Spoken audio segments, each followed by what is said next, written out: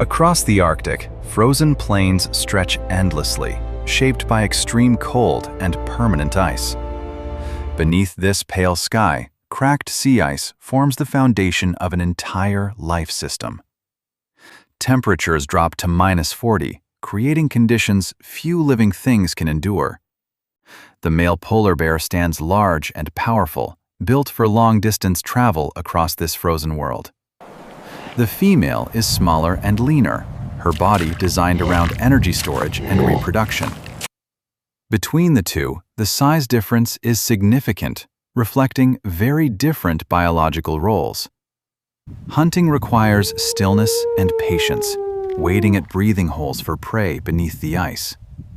Beneath the fur, thick fat reserves provide both insulation and a long-term energy supply. Each feeding builds those reserves further, storing the energy reproduction will later demand. Internally, fat is not just protection. It is the fuel that sustains life through months without food. As seasons shift and darkness grows, biological systems begin preparing.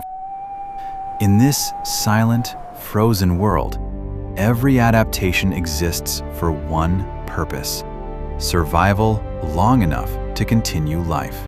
Across the open ice, the female moves steadily, leaving behind signals that travel far through the frozen air.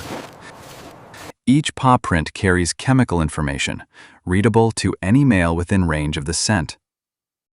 A male pauses, lowering his head to the surface, detecting the trail with precision. He begins to follow, covering vast distances across the ice with focused determination. He is not alone. Another male has picked up the same trail, closing in from a different direction. The two males meet on open ice, assessing each other through size, posture, and presence. The larger male steps forward, the other retreats, and the contest is decided without further conflict. The dominant male now approaches the female, moving slowly and with careful restraint. The female observes him closely, her behavior determining whether he is allowed to come near. When she remains still, it signals acceptance, the result of assessment, not chance. Mating occurs over several days, increasing the likelihood that fertilization is successful. Afterward, the male leaves, and the female continues alone, carrying the beginning of a journey that will last 8 months. After mating, the female continues alone across the ice, carrying something the world cannot yet see. Inside, a fertilized egg has formed, but unlike most animals, nothing happens next.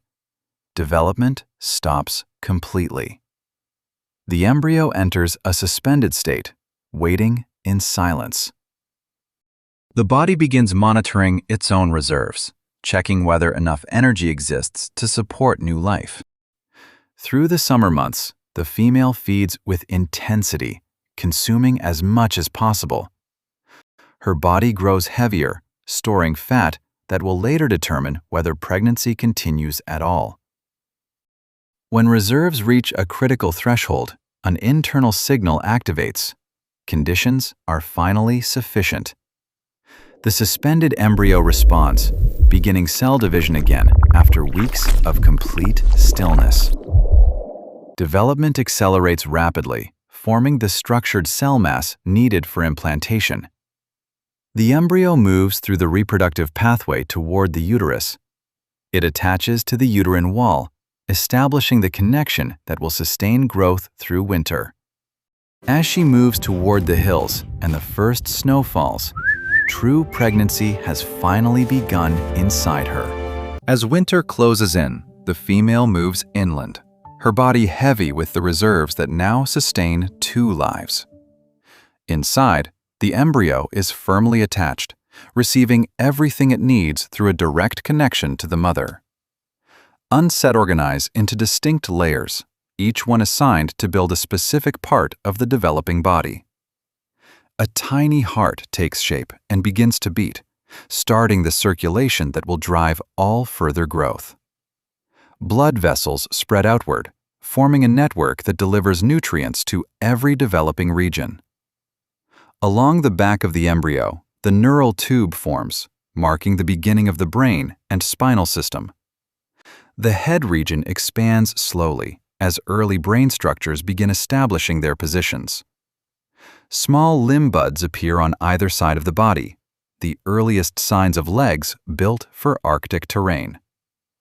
Internally, the major organ systems begin taking shape, each finding its place within the growing form.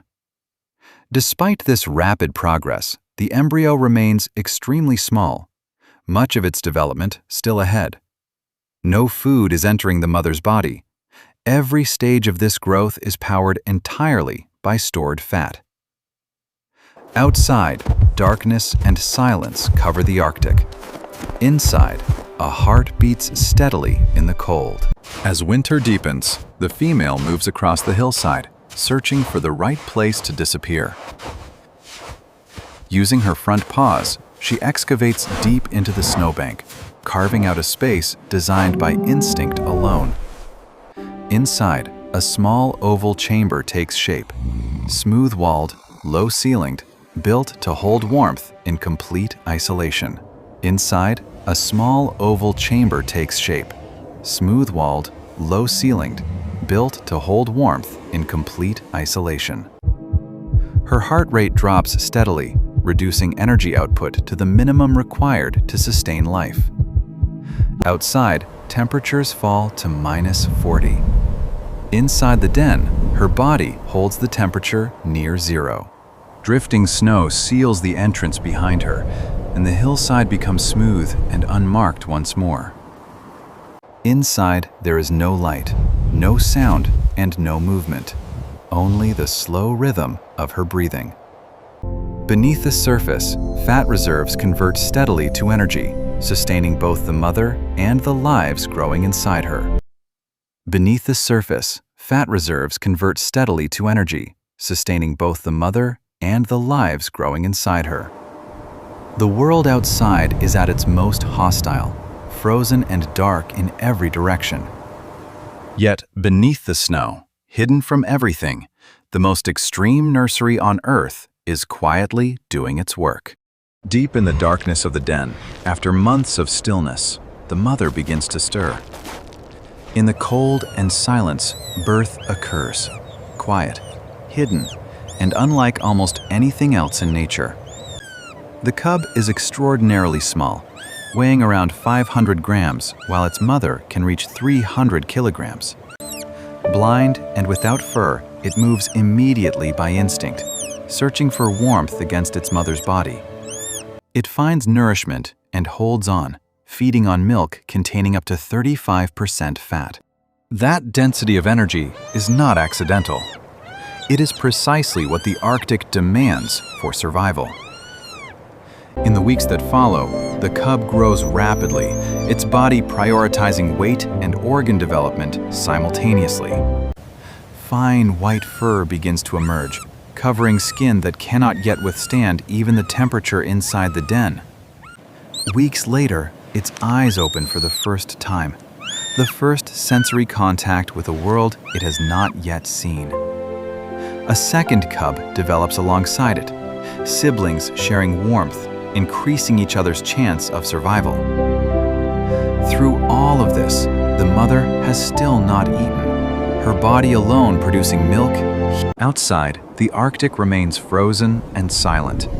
Inside, two lives grow stronger with every passing. After months of stillness, the mother wakes fully, her body driven by hunger and the needs of the lives beside her.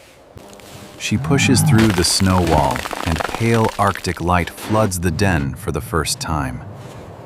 For the cubs, this is the first light they have ever experienced, born and raised in complete darkness until this moment. The mother steps outside first, reading the environment before allowing anything else to follow. At the entrance, the cubs pause, meeting a world that is vast, bright, and completely unknown to them. Their first steps on snow are uncertain, small paws finding their balance on a surface they have never touched. Cold air surrounds them fully for the first time, and their bodies begin adjusting to temperatures the den never reached.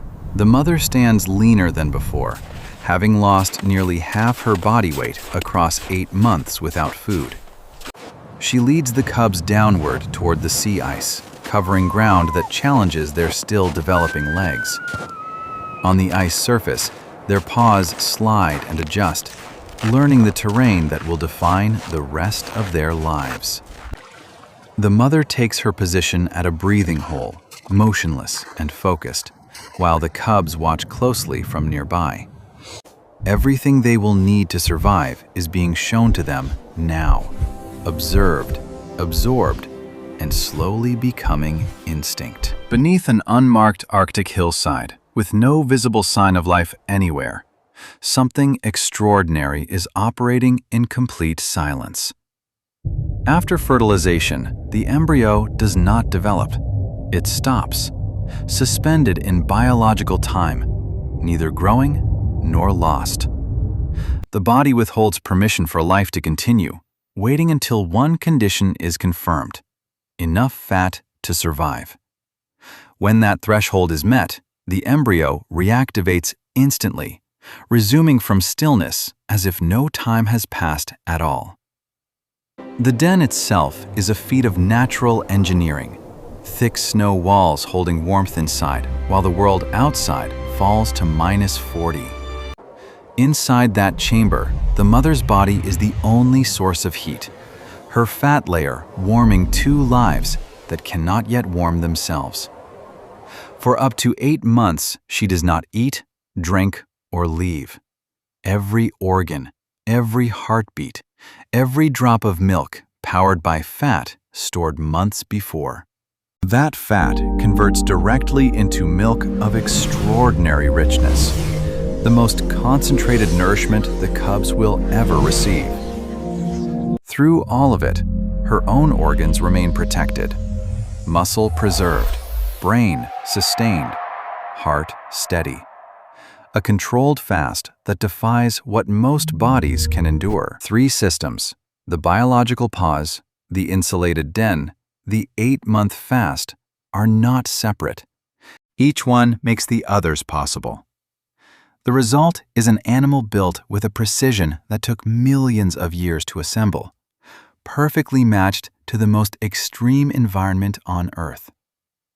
From a paused embryo beneath summer ice to 2 cubs crossing a frozen ocean,